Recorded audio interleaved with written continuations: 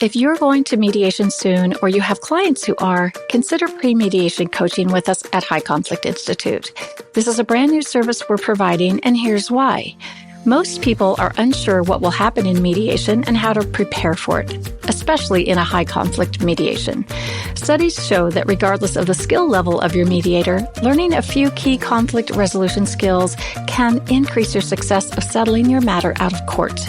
Our pre-mediation coach will work with you in a 90-minute one-on-one session by Zoom or phone to help you learn to stay calm, to make reasonable proposals, and make decisions that can last. A small investment with significant positive outcomes. Schedule your pre-mediation coaching session on our website at the link below in the show notes, or call us at 619-800-2070. If you're a lawyer, mediator, or other professional and want more info, just ask us at highconflictinstitute.com on our contact page, or feel free to provide the coaching link directly to your clients today.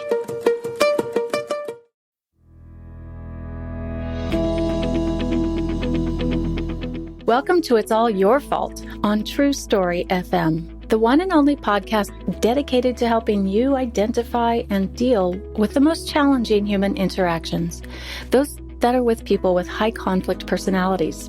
I'm Megan Hunter, and I'm here with my co-host, Bill Eddy. Hi, everybody. And we are the co-founders of the High Conflict Institute in San Diego, California. In today's episode, we talk about the much requested topic about communicating with high conflict people. But first, we have a few quick reminders. First, we'd love to hear from you about your high conflict situations. If you've been involved in interactions with someone with a high conflict personality or been targeted with blame, send us your questions and we just might discuss them on the show.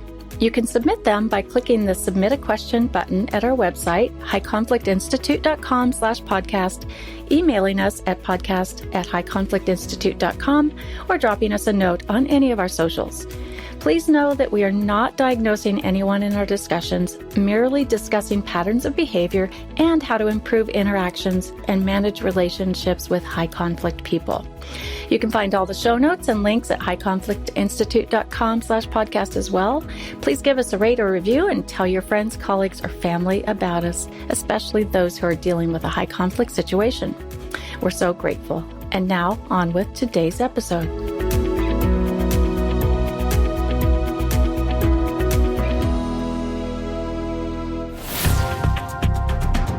Tell me more.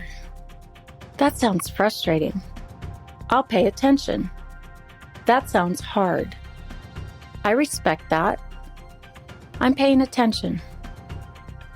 So, I've just given a lot of little phrases that contain just 3 little words. So, what are the commonalities of those? They're all statements that show empathy and attention and respect. These little phrases are what we refer to as ear statements, statements that convey empathy, attention, and respect. They're used to calm people.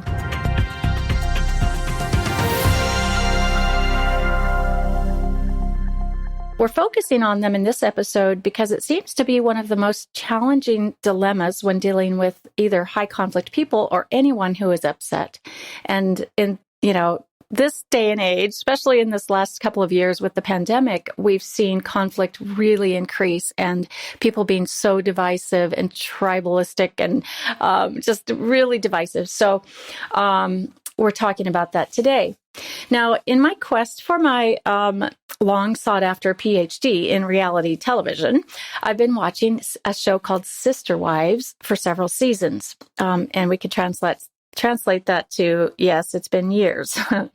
It's a show that has followed one man named Cody, whose religious convictions are such that he believes in plural marriage.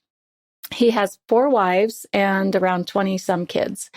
In the current season that just wrapped up, we witnessed the unraveling of one of the marital relationships with his wife, Christine, with the final episode revealing that after 2+ decades of marriage, they've divorced and she's moved to another state.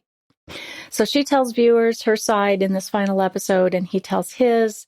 Both agree that she was always unhappy being a sister wife, sharing one husband, and it's been really, really hard for her. At one point, Cody makes a statement, and I'm paraphrasing it here, as he's speaking with the interviewer. Went something like this. I wonder if things would be different now if I have just spoken to her with empathy all those years ago. And, my reaction is kind of like, oh, duh.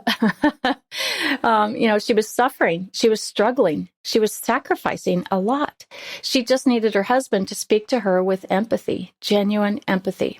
So, Bill, let's talk about ear statements. And we'll come back to the sister wives conversation. But first, let's talk about what ear is and how it works and how it calms people in upsetting conversations. Well, it seems to me that the way our brains work, that we really pay a lot of attention to tone of voice and facial expressions, and that gives us cues as to how to feel. And especially the first 2 years of life, infants are following their parents' tone of voice and facial expressions to see, is this a friendly person that just walked in or somebody I should be scared of or whatever. So we're kind of hardwired for calming emotions.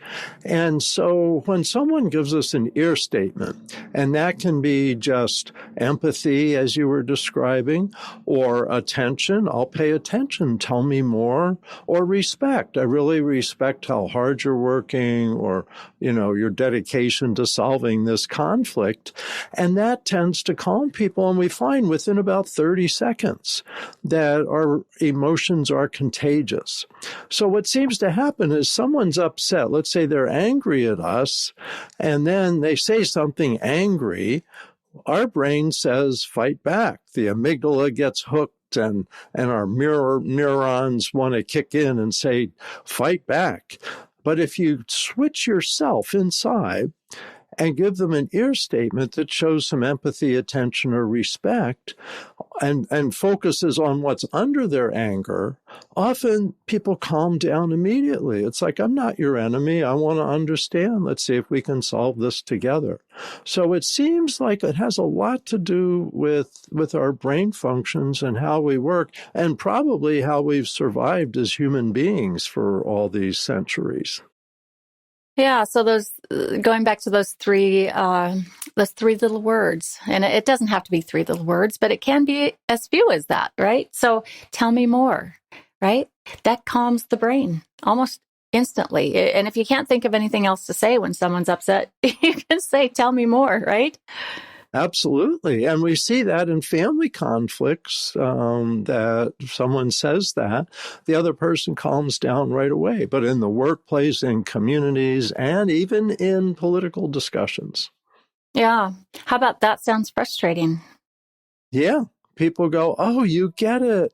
And they don't have to be angry anymore to get your attention. It's like, yeah, it is frustrating. And so that really calms people and feels like now you're with them. And that's the goal, is create a sense of us against a problem instead of me against you.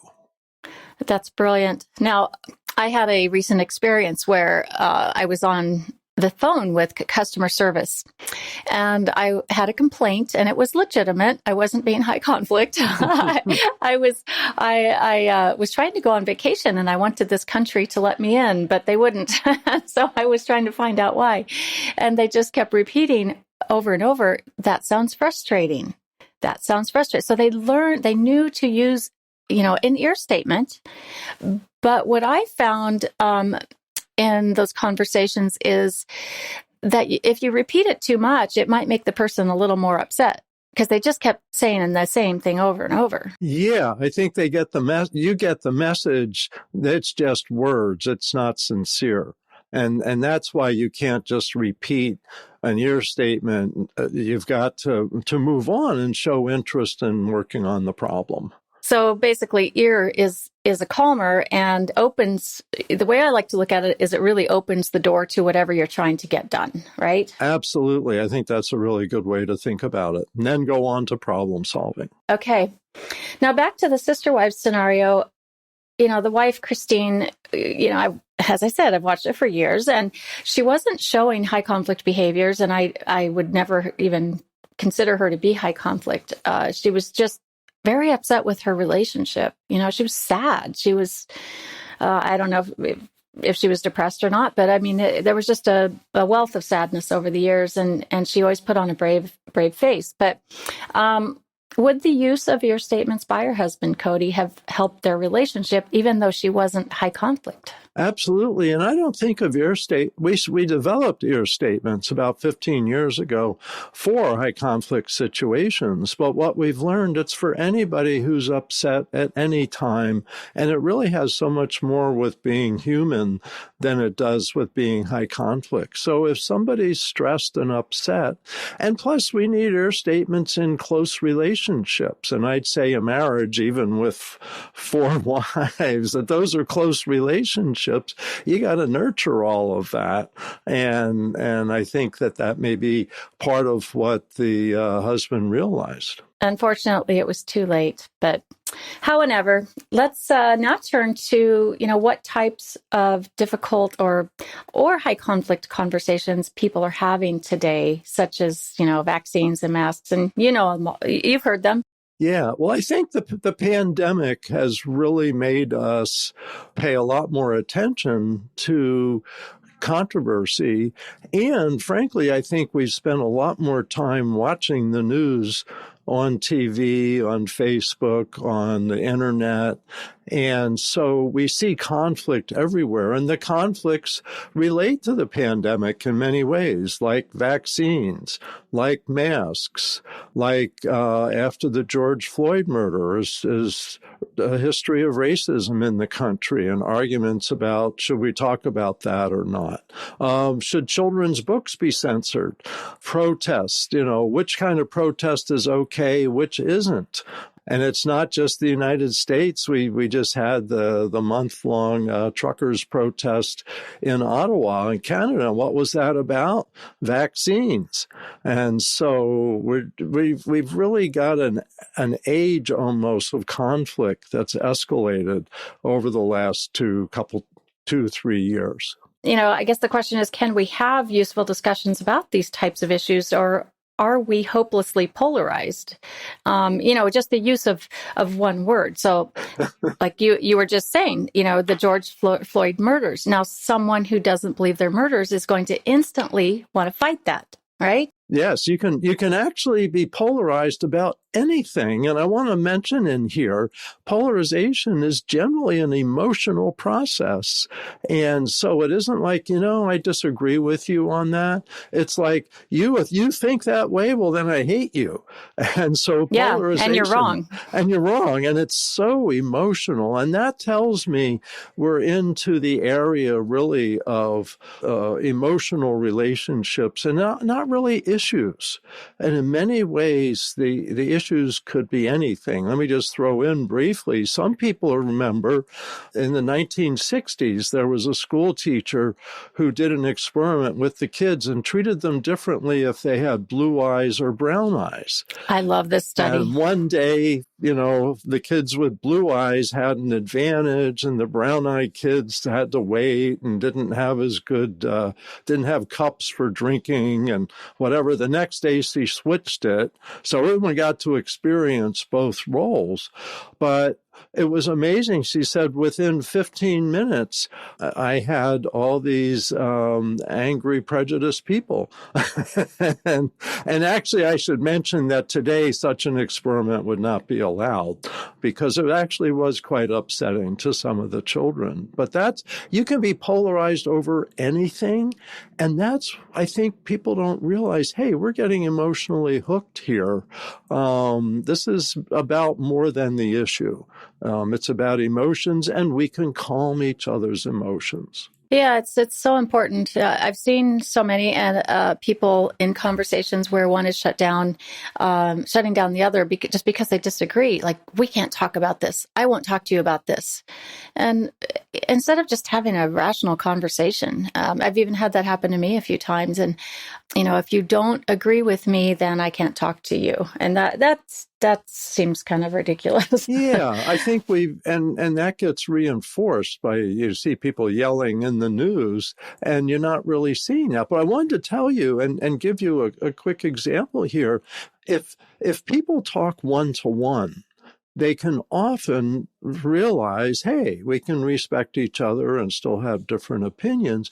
And that's why I encourage people, don't take your feeling about polarization from the news. The news media tells you how terribly polarized we are, and that makes you watch. And so if you go, well, let's talk one-to-one. Can I give you an example here? Yeah. Okay, so in October 2019, 526 people were brought together for 4 days in a hotel complex in Dallas, Texas. And they wanted to see, these are a cross-section of political opinions. And by the way, this is like 3 or 4 months before COVID. And what they found is after 4 days, people talking one-to-one in small groups about all kinds of issues, about healthcare, about gun control, about politics, all of this, but without labels. And so no one was identified. They had name tags and where they were from, but they didn't say Democrat, Republican, Independent, or whatever. And after the 4 days, by the end of the weekend, most people hadn't changed their minds on the issues, but voters on both the left and the right had softened their positions and moved more toward the middle. They were surprised to find so much common ground with each other, and they were surprised to learn each other's stories and realize, I have a lot of empathy for this person. I can relate to that. And some of them who had differing opinions found they liked each other and decided to stay in touch. So I tell people all the time, they say we're horribly polarized. And I say, I'm not so sure. Talk one-to-one to people. And I think that most polarization can be overcome. Particularly with ear statements. Yes, right? yes, I'm glad you mentioned that. And there will be some people that probably it will be difficult, particularly a high conflict person. It might be challenging because they have, they're very much all or nothing. So they kind of do take sides more. So that can be trickier, but you can still use ear and just give it a try.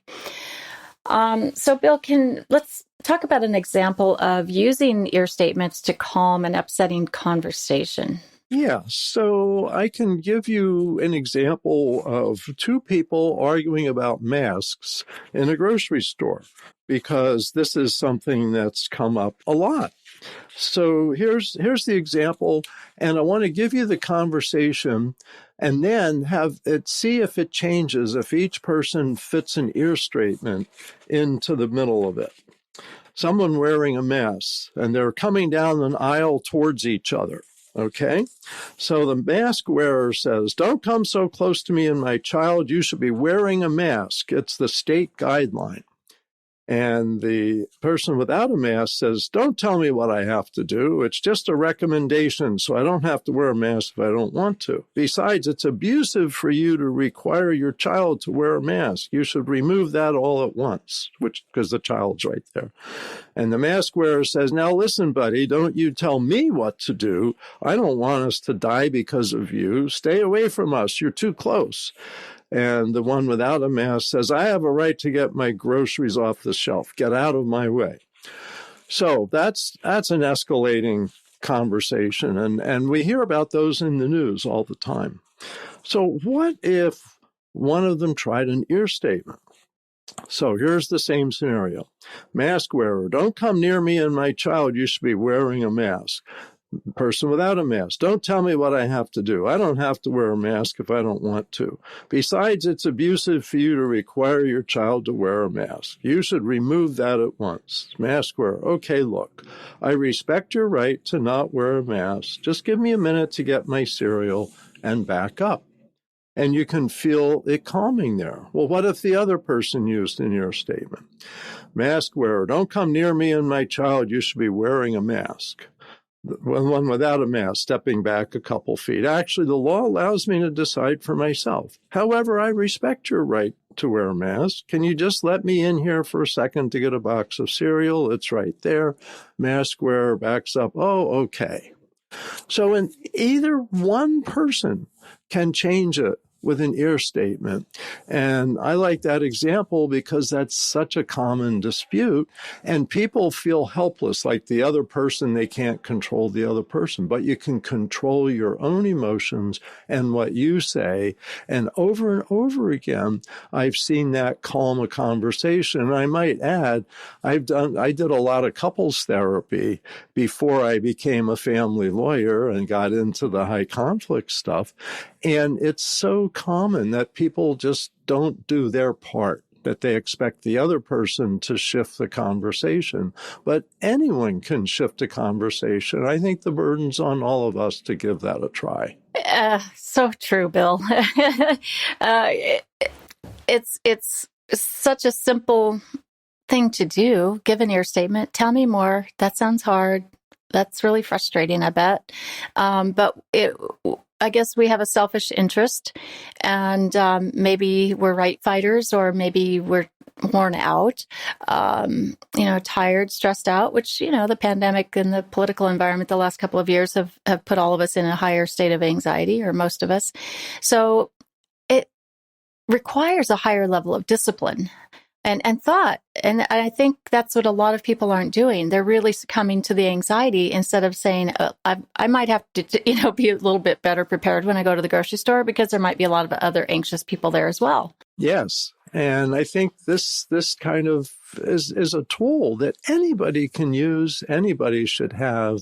And with the book, Calming Upset People with Ear, I wrote that even with high school examples so that people can start learning how to give ear statements even at a young age. That's a great communication skill. So let's talk about using ear statements then in a different type of situation, like to calm a tense protest. I mean, like you mentioned, we have the truckers in Ottawa. There have been a lot of protests in the U.S. throughout the, like the Black Lives Matter movement. In Australia, against the lockdowns, those were fierce battles and protest over there, and all over the world, the UK, Europe.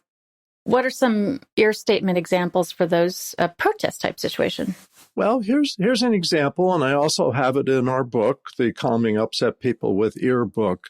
And this came from a police officer I talked to who was involved with helping manage the protests after the George Floyd murder. And so he said that at one point, protesters were on a highway, went up on a highway and were backing up traffic 2 or 3 miles. And so there's the police kind of 50 yards, like half a football field away on the highway from the protesters. I guess there was a few hundred protesters there. And this is the kind of situation that was very tense and in the news. But in this particular case, the officer I talked to said, we have someone in our division that's really good at talking to people in conflicts. So what he said is this officer walked individually over to the group sitting down on the freeway. Said, can you show me who one of the leaders is for this march? And several protesters pointed to the same man nearby. So the officer said, are you one of the leaders of the march? And he says, I am. I guess there are a few leaders. And the officer says, you've gotten quite a lot of publicity for your march. TV, news cameras, even a helicopter's covering this. I have to admit, it's pretty impressive. That's respect, right?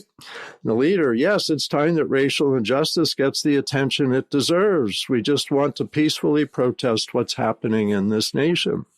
And the officer says, well, we also want to help keep things peaceful.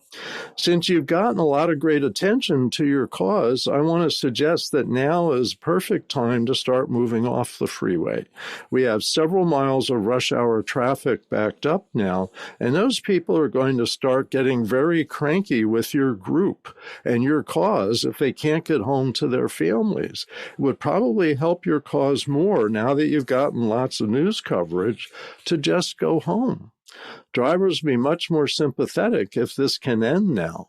It's gotten pretty violent in other cities, and we hope to avoid that here. What do you say? Leader says, let me discuss it discuss it with our leadership team. The officer returned to the ranks of the police on the freeway. Within about 10 minutes, the protesters started chanting loudly and marched off the freeway. And that's an example that you don't hear about in the news because it went very peacefully. And I thought of that with the Ottawa truckers recently and was thinking, I wonder how much communication there was. And some situations are, of course, different, but it's an example where many times people solve things peacefully. Right. With ear statements. With ear statements. Yeah, exactly. I've been having conversations with members of different law enforcement groups who have a lot of experience as we're trying to develop, as you know, Bill, a training for law enforcement. And part of it would be how to use ear. Can ear be used by law enforcement? And if so, at what stage? And, they have to also protect themselves in some really scary and potentially fatal, deadly situations. So, kind of where we're coming to is that ear as a de-escalation tool could be very helpful, whether it's in a protest or one-on-one, just while keeping themselves safe, but to de-escalate in that moment when someone is very upset. If an officer observes that someone is highly emotional, maybe yelling, threatening, things like that, I think an ear statement can be useful in that moment while an officer still is protecting themselves. Like a moment of just stopping and saying, hey, buddy, it looks like you're having a rough day, a pretty tough day. Now, I think a lot of law enforcement officers would be like, even the term ear statement, I don't know about that. But I think it could be really useful. What do you think? Yeah. Well, what I'm thinking, I think back to when I worked in a psychiatric hospital with people with schizophrenia, people with head injuries, people with substance abuse. And that's one thing we learned is really empathy is so big a part. Like with someone with schizophrenia, you don't argue with them. They're having delusions and hallucinations, but you treat them with empathy because that's what they're really needing. And I think that influenced me. I was trained in a psychiatric hospital before coming up with ear statements, which happened during a mediation. And that's where that started. But yeah, and people with head injuries have a very short fuse. So calming them with your facial expression, your hand gestures, your tone of voice really makes a huge difference. And today there's so many people with mental health problems that it's important for anyone in a position of authority to try to convey empathy in the process of trying to get them to follow the rules or set limits or even impose consequences. You can do that with ear statements. We teach that to judges.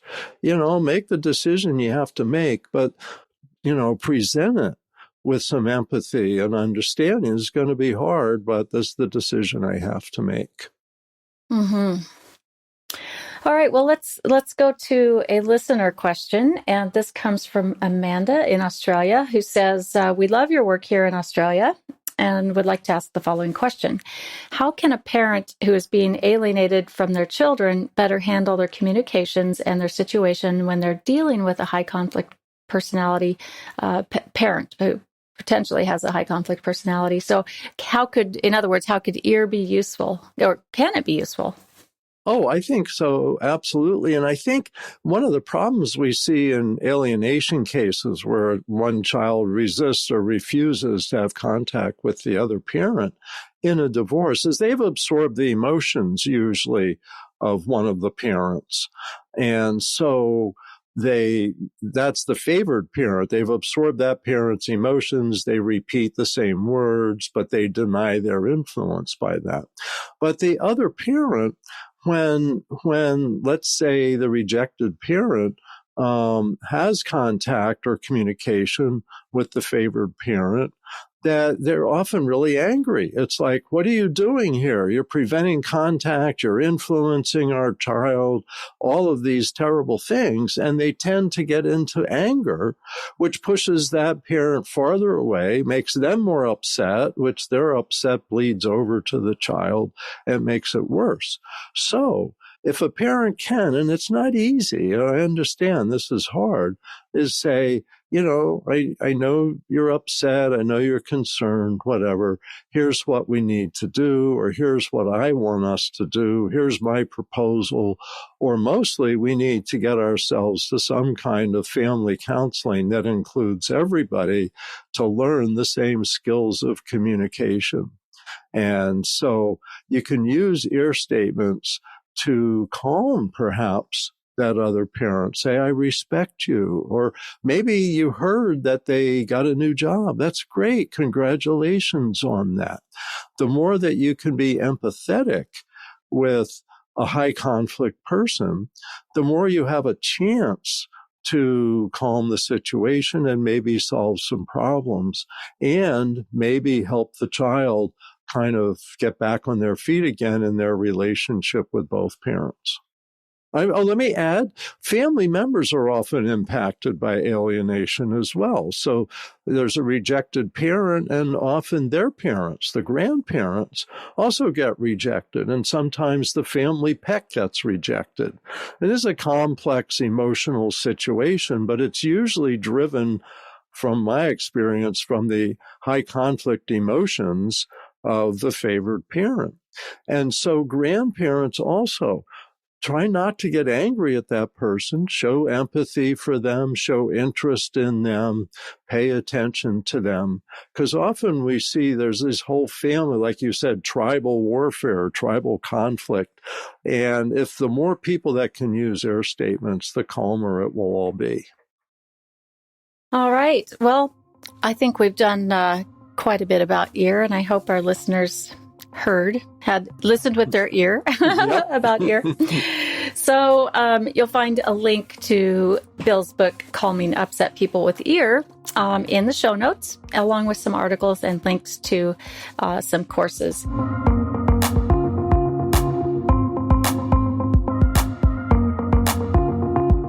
Now, you'll want to listen in next week when we have a special guest, Dr. Jay Lieberman, a retired podiatrist who was diagnosed late in life with bipolar, which eventually tanked his career and really was hard on family relationships. So he has a very interesting perspective, and he's willing to share his story from the inside out, which is kind of rare, and he's very transparent about all of the impacts of some extreme behaviors, what they did to his life. But he's doing great now, and he's going to share that story, and you won't want to miss it. And we'll also talk about, is that high conflict or not? So send any questions you have to podcast@highconflictinstitute.com or submit them to highconflictinstitute.com/podcast. And tell all your friends about us, and we'd be grateful if you leave us a review wherever you listen to our podcast. Until next week, have a great week and keep learning about high conflict behavior so you can avoid it or manage it in your life. It's All Your Fault is a production of True Story FM. Engineering by Andy Nelson. Music by Wolf Samuels, John Coggins, and Ziv Moran. Find the show notes, and transcripts at truestory.fm or highconflictinstitute.com/podcast. If your podcast app allows ratings and reviews, please consider doing that for our show.